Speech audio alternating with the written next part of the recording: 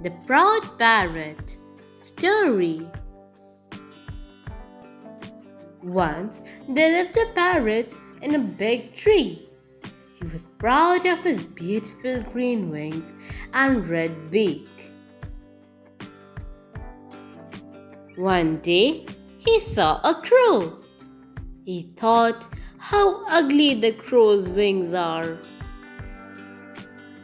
He said to the crow that his wings are black and ugly.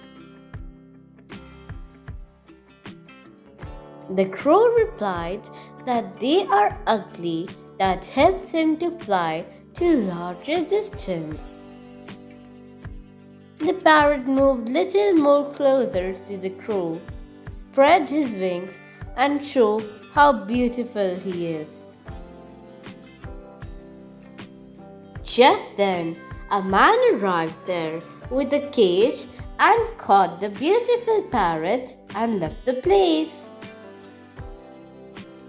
Moral: don't be proud of something that you have. Thank you.